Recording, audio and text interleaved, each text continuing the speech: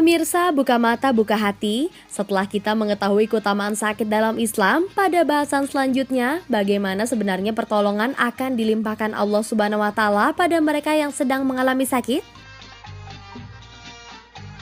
Sakit yang dialami seorang Muslim, salah satu diantaranya merupakan ujian dalam menjalankan ibadah.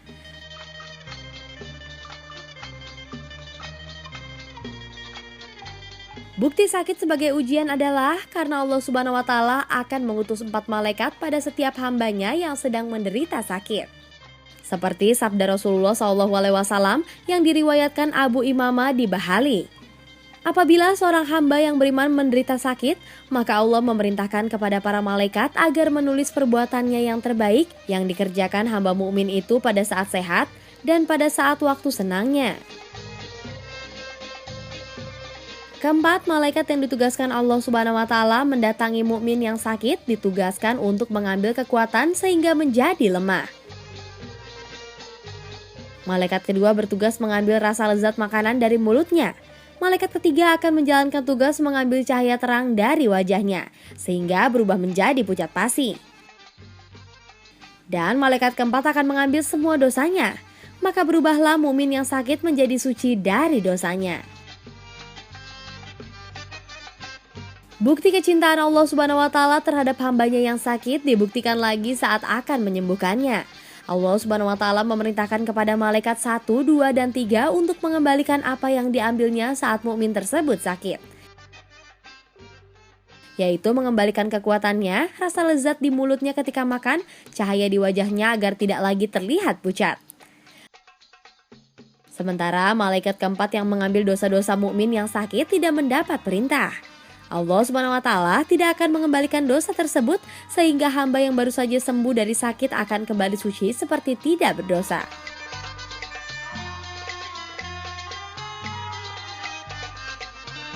Seperti sabda Rasulullah SAW, sakit panas dalam sehari semalam dapat menghilangkan dosa selama setahun. Walaupun Allah Subhanahu wa Ta'ala pasti memberikan pertolongan saat tengah mengalami sakit, namun setiap mukmin wajib berobat demi kesembuhan sakitnya tersebut. Dalam sebuah kisah diriwayatkan Nabi Ibrahim pernah menanyakan kepada Allah dari mana asalnya penyakit dan obat. Dijawab oleh Allah, dariku. Nabi Ibrahim menanyakan, lalu bagaimana dengan seorang dokter atau tabib? Maka Allah menjawab, ia hanyalah seorang perantara yang dikirimkan melalui tangannya suatu obat. Oleh karena itu, siapa yang memberikan obat itu bukan masalah. Bisa saja dokter, tabib, ataupun ahli pengobatan tradisional yang lainnya. Kita bisa pilih sendiri mana yang berkenan di hati kita, sebab obat mereka masing-masing biasanya berbeda.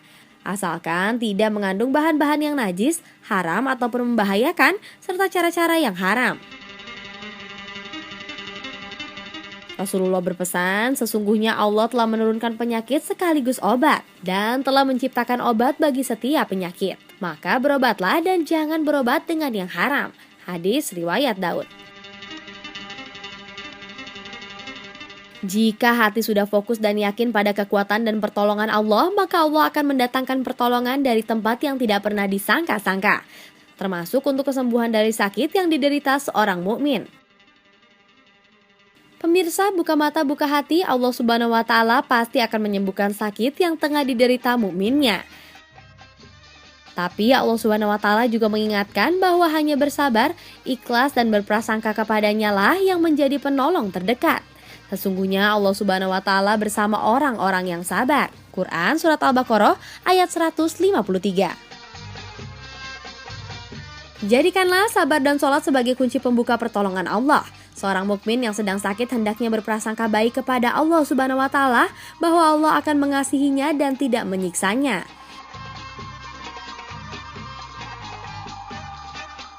Rasulullah SAW bersabda, jangan sekali-sekali salah seorang di antara kalian mati kecuali dalam keadaan berbaik sangka kepada Allah. Hadis riwayat Muslim.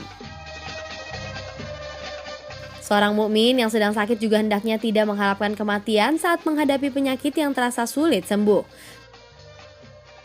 Tapi Rasulullah SAW pernah bersabda, jika memang menghadapi penyakit yang sangat parah, Ya Allah, hidupkanlah aku selama aku hidup lebih baik bagiku, dan wafatkanlah aku jika kematian lebih baik bagiku.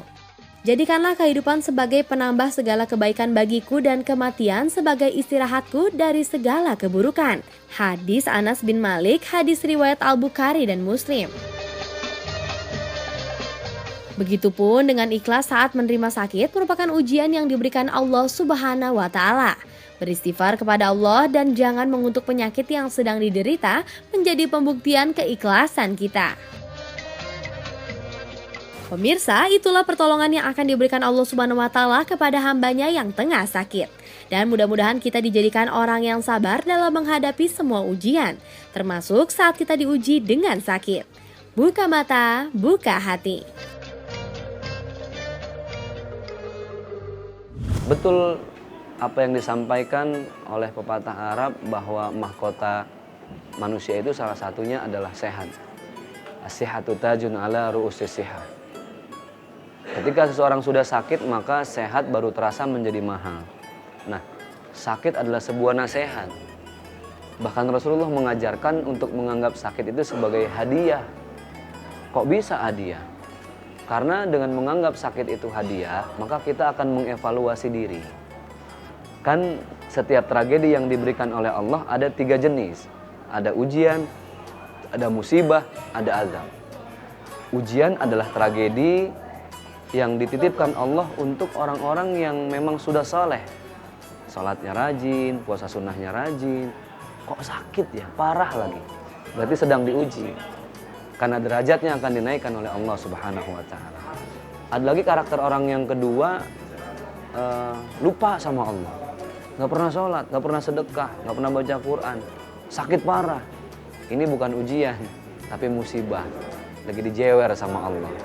Kata Allah, jangan pernah lupa sama aku yang maha menitipkan nafas pada dirimu. Kan gitu.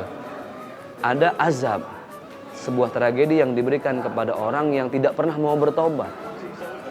Diberikan ujian, selalu saja begitu. Ngulangin lagi, selalu lupa dengan Allah. Diberikan musibah, nggak pernah ingat Allah. Pada suatu saat, azablah hadir. Istrinya meninggal, hartanya bangkrut dan sebagainya. Dan sebagai lainnya. Nah, maka dari itu, ketika satu tragedi hadir di hadapan kita, apakah itu ujian, apakah itu musibah, atau apakah itu azab, tidak pernah ada orang lain yang bisa menilai kecuali diri kita masing-masing.